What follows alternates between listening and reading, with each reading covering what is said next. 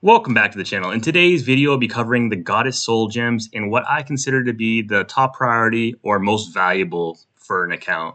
So you can see here, we're currently at level 13. We have a total of 80 points if you add up all of the numbers on the side, and we get 7 speed, and the Goddess does some more damage. The important part is that speed bonus here, and you start to get that, I believe, at level 11, so you need 60 total. So you just add up any of the numbers as you fuse them together and rank them up. And it doesn't matter what type of gem it is, it's more important about the level. And once you hit level 7 or higher, you can reforge these to whatever you want. They cost 100 for these ones to change, but when you're ranking them up, you get to choose again for free. So if you ever make a mistake, it's only 100 diamonds to change. And before we look right into which ones I have and consider to be the best, let me show you some of the different places you can get them as well.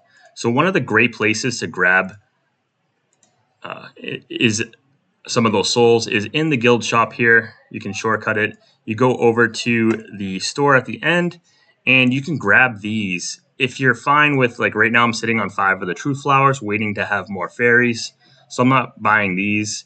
And for the faith stones, I need a couple more birch pages. So if you're at a point where you need birch pages, you can wait to buying these.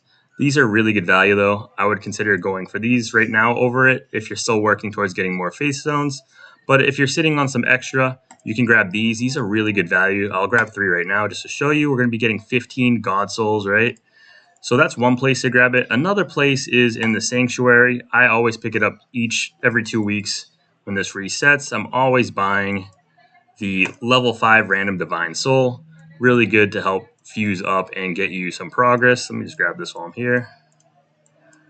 And obviously you'll have to go to your bag. These ones are pretty good though, because I feel like the levels tend to be 2 or higher for the most part. We'll have a few level 1s in there, but yeah, a bunch of 3s, bunch of 2s, and then 1 level 1. So on average, you're getting a pretty good return. Whereas the ones you get from this area, the Sanctuary Adventure, forgot to mention, that's where you'll get every week you get to, clear it. You'll get a bunch of them. Those ones tend to be level 1s more. So once you grab those, however, you can just fuse them up. Obviously, wrong spot. You can just be fusing quick fill.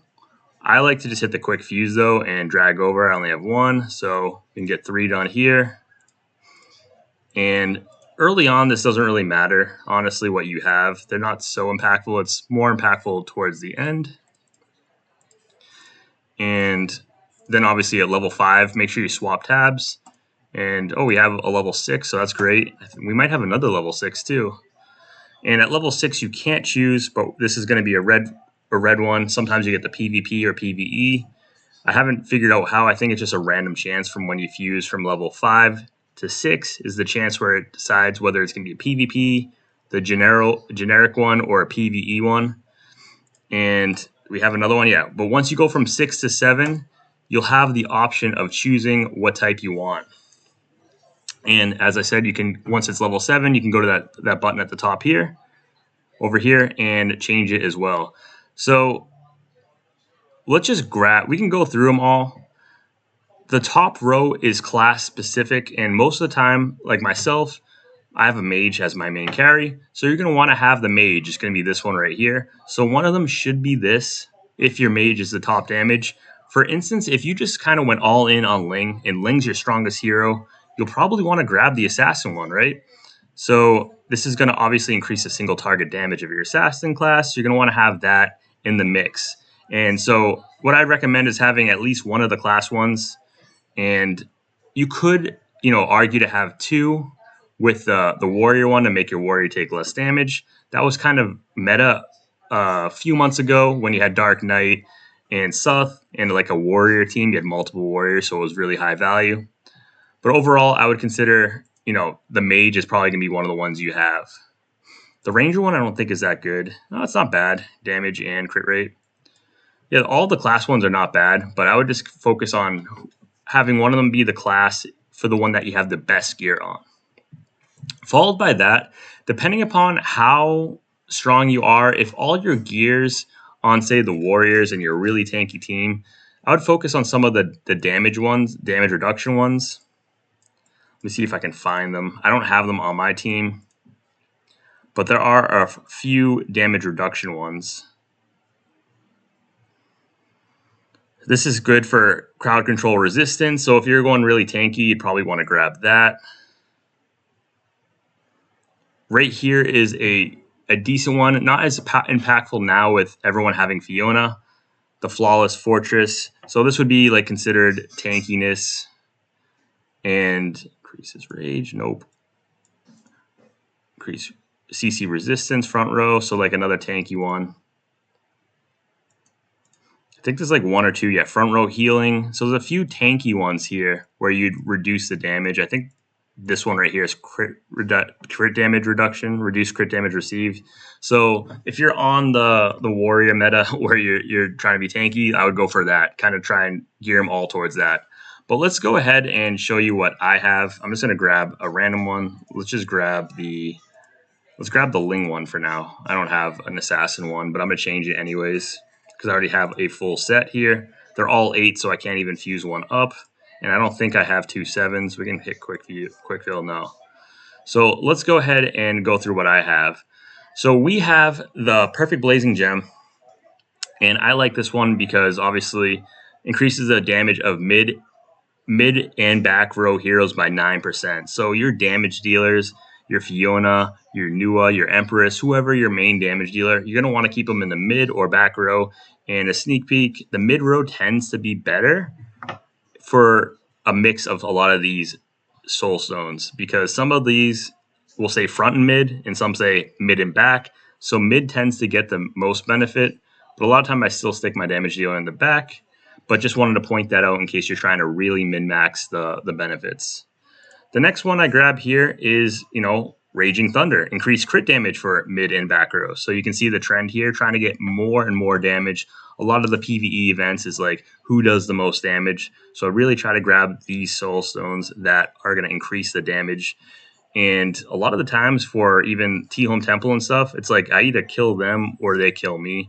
So survival is not really too hard. The rounds I have struggled with are the ones that have like feather or a lot of supports that just keep the enemies alive. So even if it lasted a lot of rounds, it wouldn't even matter. So I like to go for damage and I recommend it, for the most part.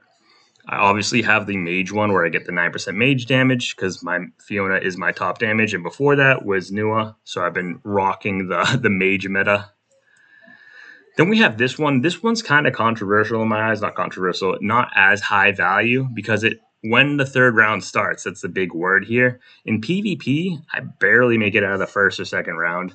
So this is not helping me at all in PvP. In PvE, it helps a bit because we're going to get 2 rounds of 13.5% rage damage for some of those top damages, which is why I'm using it.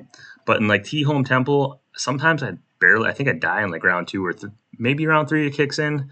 But this one tends to be a little less valuable and can change it for one of the other ones.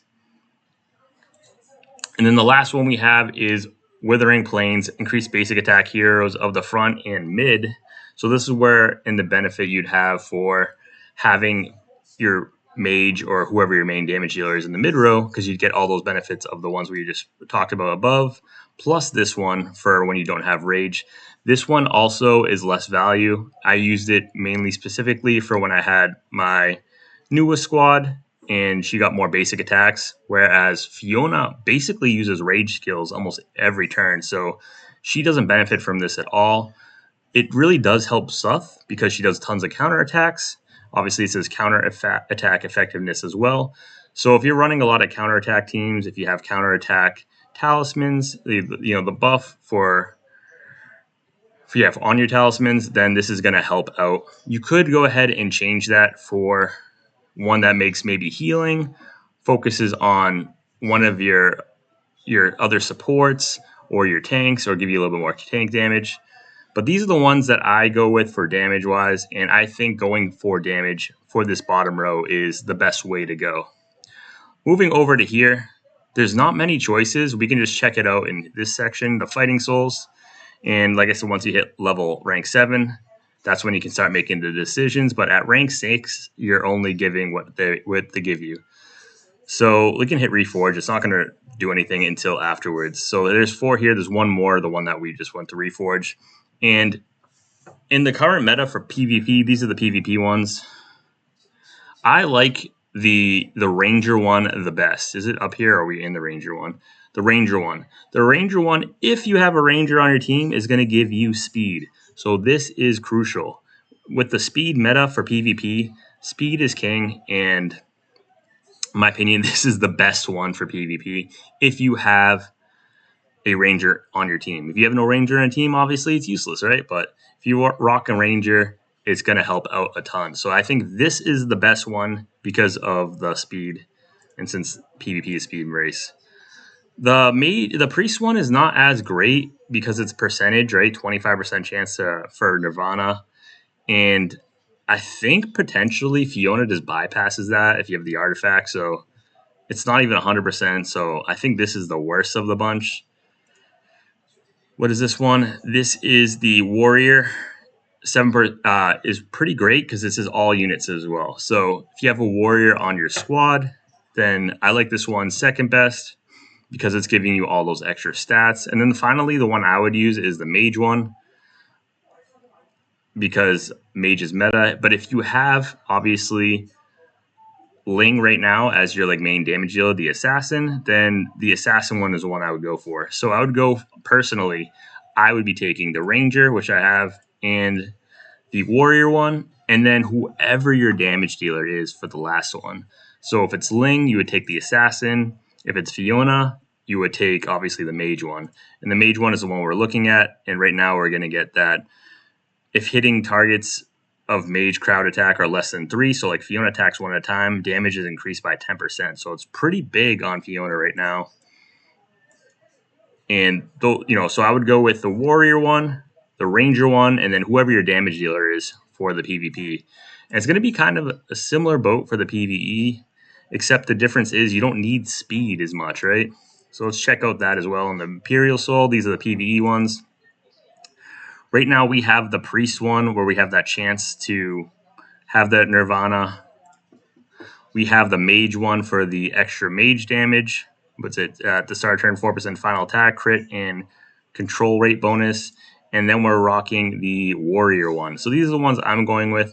Let's double check to see what are the options. So let's hit Reforge on this Nirvana one. And I am using that Nirvana one specifically for T-Home Temple to get a little extra RNG.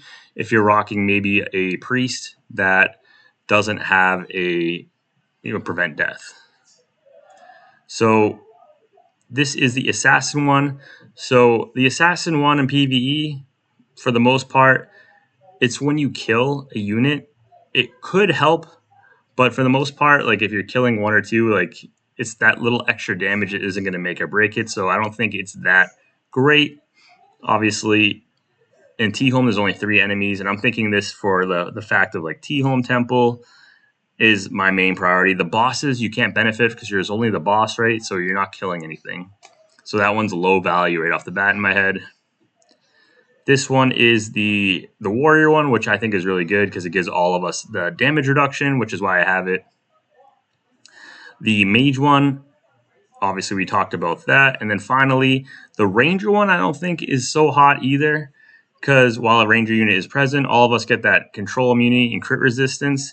So it's not bad. It actually might end up being better overall for T-Home than the Priest one, because if you have a Ranger on the team, that's the big thing. You only can have 3 members, so you're not really rocking a Ranger. But if you have a Ranger on the team, then it might give you more value because everyone's getting that crit reduction. But for the most part, most of my teams are not using a Ranger, which is why I opted not to use that one. So in my opinion, for the most value, you're going to be using the Mage, the Warrior, and the Priest. But you could swap out the Priest, obviously, for the Ranger or the Assassin, depending upon what your main teams are. And I would focus on these ones being specifically for, I mean, it's all PvE bosses, but like in content. But T-Home Temple is where you're going to probably get the most value out of it. And yeah, this is what I would consider to be the best. And for the most part, early on, I would keep fusing up. And whatever you get, you get. Just use your best ones. But once you hit 7 and above, you have that option, like I said, to start changing them around. So you can experiment. It only costs 100 diamonds to swap, so it's not too crazy. And as you rank them up, you can swap them again for free.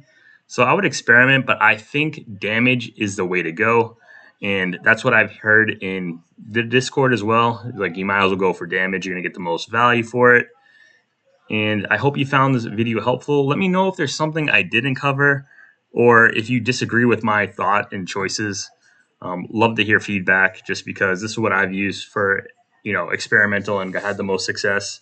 But, for the most part, these are kind of minor. The big things are the speed and obviously the speed from the Ranger unit. I think the speed from the overall level and the speed from the Ranger and PvP are going to be the most valuable part of this whole system, because speed is king. So hope you found it helpful. As always, thanks for all the support. Please like and subscribe, and have a wonderful day. Take care.